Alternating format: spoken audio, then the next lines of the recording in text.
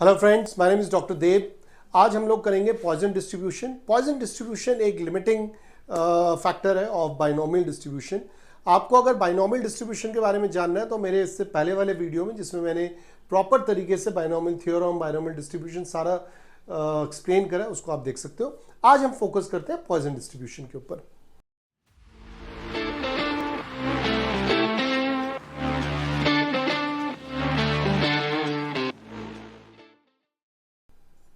Okay, so अब आप देखो, जो पॉइजन डिस्ट्रीब्यूशन है वो limiting value of binomial distribution है। आपको पता है ये बाइनोमियल डिस्ट्रीब्यूशन है। अगर फॉर्मूले के हिसाब से हम चलते हैं तो बाइनोमियल डिस्ट्रीब्यूशन के केसेस में हम NCR 1 minus P to the power n minus R and p to the power r हम लेके चलते हैं। अब देखो इसके अंदर एक चैलेंज क्या होता है, आप लोग खुद करके देखना है इसको। अगर मेरी p की वैल्यू, मतलब प्रोबेबिलिटी जो है वो बहुत ही छोटी है, राइट, और मेरी n की वैल्यू बहुत बड़ी है, मतलब मैं नंबर ऑफ एक्सपेरिमेंट्स की बात करूं, ट्रायल्स की बात करूं, वो अगर बहुत ज़्यादा बड़ा है, मतलब n मेरा बहुत बड़ा है और p मेरा बहुत ही छोटा है, उस केस में क्या हो जाएगा आप सोचो। अगर p छोटा है तो और n बहुत बड़ा है, तो in that case 1 minus P, जिसे हम q कहते हैं, q n माइनस आर बहुत बड़ा हो जाएगा। इतने बड़े किसी भी नंबर के पावर को सॉल्व करना इट्स नॉट दैट इजी। ना तो इसके लिए कोई टेबल मिलेगा, ना कुछ मिलेगा। फिर हमें या तो कैलकुलेटर की मदद लेनी पड़ेगी, सॉफ्टवेयर की लेनी पड़ेगी, और अदरवाइज नहीं तो हमें फिर एंटी लॉग लॉग्स में एंटर करना पड़ेगा। सो ऐसे क्वेश्चंस को सॉल्व करने के लिए जो बेस्ट तरीका पता करा गया है, that is Poisson distribution, right. Poisson distribution में फॉर्मूला क्या आता है वो आप देख लो। सो पॉइजन डिस्ट्रीब्यूशन में फॉर्मूला आता है e to the power lambda, lambda to the power r divided by r factorial. Now what is lambda? Lambda is nothing but mean. Binomial distribution को जो मीन होता है, जिसको हम NP कहते हैं, दैट इज एक्चुअली लैम्डा। ये हम उसके अगले स्लाइड में मैं आपको दिखा सकता हूं। सो एक छोटा सा क्वेश्चन करके देखते हैं, उससे आपको ना आइडिया हो जाएगा, और ये हम दोनों से करके देखेंगे। ओके, अब हम छोटा सा क्वेश्चन देखते हैं। अब अगर पहला क्वेश्चन देखो, जिसके अंदर हम बात कर रहे हैं कि एक मशीन है जो खराब है और वो डिफेक्टिव आइटम्स प्रोड्यूस करती है, वो 10% ऑफ डिफेक्टिव आइटम्स प्रोड्यूस करती है। मतलब अगर प्रोबेबिलिटी की बात करते हैं डिफेक्टिव आइटम्स की, वो 10% प्रोड्यूस कर रही है, और अगर अच्छे आइटम्स प्रोड्यूस करें तो 90% करे। तो प्रोबेबिलिटी यहां से हम निकाल सकते हैं। If the random variable x is the number of defective components produced in a run of 3 components, x जो है वो 3 कंपोनेंट्स में कितने डिफेक्टिव वेरिएबल्स निकल सकते हैं, या find the probability that x takes the value 0 to 3। देखो ये जो क्वेश्चन है, इस क्वेश्चन को मैं बाइनोमियल थ्योरम से इजीली कर लूंगा, बहुत ज्यादा बड़ा लंबा चौड़ा नहीं है, क्योंकि ना तो प्रोबेबिलिटी बहुत कम है और ना तो n बहुत बड़ा है। इस क्वेश्चन को देखते हैं। सेकंड क्वेश्चन में देखो थोड़ा सिनेरियो चेंज होता है। Suppose now that a similar machine which is known to produce 1% defective component, मतलब 1 बाय आपका 100 आ रहा है। अब 1 बाय 100 की बात कर रहे हैं, मतलब 1% डिफेक्टिव कंपोनेंट्स कर रहे हैं, और जो नॉन डिफेक्टिव वो 99% है। तो आप फर्क देखो प्रोबेबिलिटी का कितना ज्यादा आ जाता है। अब आ रहा है क्वेश्चन में बोला गया कि use to production of run of 40 components, n मेरा 40 जा रहा है। We wish to calculate that probability that 2 defective items are produce, r मेरा 2 है। अब देखो इस क्वेश्चन को लिखने का भी एक तरीका है, r बोलो या x बोलो, जो मेरा 2 है।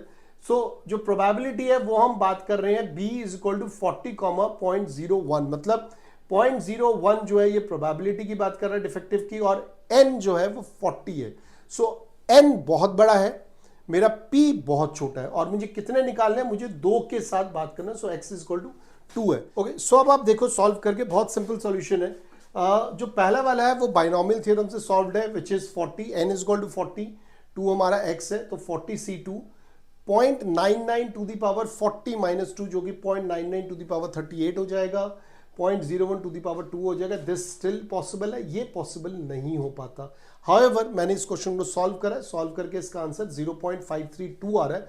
अब मैंने ऑब्वियसली इसको इंटरनेट से उठाया और हमने सॉल्व करा है। नाउ सेम क्वेश्चन को अगर मैं पॉइजन डिस्ट्रीब्यूशन से करता हूं, ठीक है, 40 मेरा n है, p मेरा 0.01 है, तो इसका मतलब np क्या हो जाएगा, np इज मीन, क्योंकि लेमडा आता है, e to the power minus lambda होगा, which is mean. So mean मेरा क्या हो जाएगा, 0.4 हो जाएगा। Now see what I have used the same formula of Poisson distribution at x is equal to 2, e to the power minus 0.4, 0.4 to the power 2 divided by 2 factorial. इसका भी answer almost same आ रहा है, 3 decimal तक same है, 4 decimal में जाके 4 units का फर्क आ रहा है, which means the answer is same. So now depending on the question you should actually apply either the Poisson distribution और बाइनोमियल डिस्ट्रीब्यूशन. हम एक और क्वेश्चन कर लेते हैं, इस क्वेश्चन से शायद और आपको क्लैरिटी हो जाएगी. बाइनोमियल डिस्ट्रीब्यूशन में क्या फॉर्मूला है और क्या उसकी डिफिकल्टीज और पॉइजन डिस्ट्रीब्यूशन कितना उसको इजी कर देता है, इस क्वेश्चन से भी आपको ये क्लैरिटी हो जाएगी. क्वेश्चन देखते हैं क्या क्वेश्चन बात कर रहा है. Mass produce needles are packed in a box of 1000. It is believe that one needle in 2000 on an average is substandard, which means एक तरीके से डिफेक्टिव कह सकते हैं या जो एक्सेप्टेड नहीं है.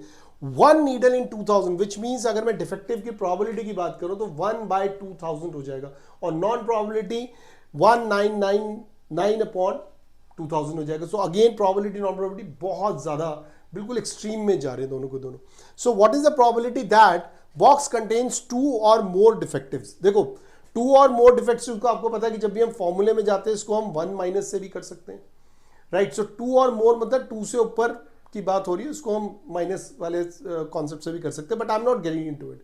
मैं आपको सिंपल दिखाना चाहता हूं कि अगर मैं एक सिंपल भी इसकी प्रोबेबिलिटी में जाऊं तो x = 2 भी अगर लेके करूं, इन दैट केस ऑल्सो अगर मैं बाइनोमियल से करूंगा तो मेरे क्या चैलेंजेस हैं और उन चैलेंजेस को कैसे पॉइजन डिस्ट्रीब्यूशन बहुत इजीली सॉल्व करता है. So let's see that answer.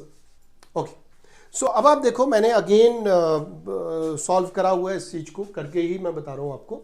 So first case में हम x = 0, x = 1 हम लेके चल रहे हैं. जब मैंने आपको बताया कि अगर मुझे मोर देन 2 निकालना है तो मैं ऑब्वियसली 1 में से 0 और 1 की प्रोबेबिलिटी निकाल सकता हूँ. सो आई कैन फाइंड आउट कि जो प्रोबेबिलिटी है x की वो 0 कितनी है, 1 कितनी है, और अगर मैं उसको 0 में कितनी है और 1 x = 1 कितना है, इस पूरे को अगर मैं 1 से माइनस कर दूं तो मेरा आंसर आ जाता है. So this is a simple way to go through with the binomial distribution. Answer मैंने निकाल के दिया हुआ है. बाइनोमियल डिस्ट्रीब्यूशन देखो ये जो सॉल्व नहीं हो पाएगा, नॉर्मली कैलकुलेटर से भी नहीं हो पाएगा. इसको सॉल्व करने के लिए आपको लैपटॉप्स में सॉफ्टवेयर में जाना ही पड़ेगा. Again I have picked it so I can very easily give the answers. आप नहीं दे पाओगे. अब हम सेम क्वेश्चन को करते हैं पॉइजन डिस्ट्रीब्यूशन से. क्यों? क्योंकि मेरा n बहुत बड़ा है और प्रोबेबिलिटी बहुत छोटी है.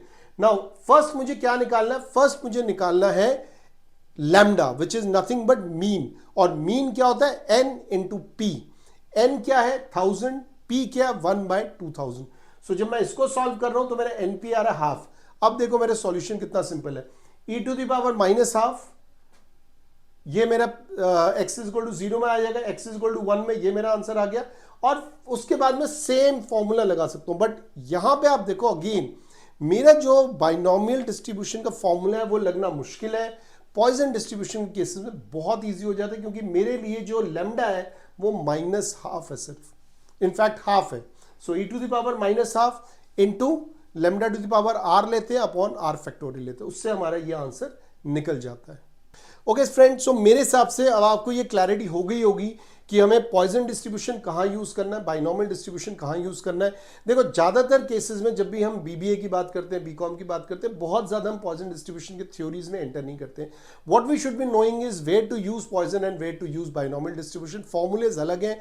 और एक और चीज ध्यान रखना, आपको ना इससे भी पता लग जाएगा कि मुझे पॉइजन करना है कि बाइनोमियल करना है. कभी भी ध्यान रखना अगर e⁻ कुछ भी आता है ना, ये वैल्यू जरूर दी होगी आपको क्वेश्चन में.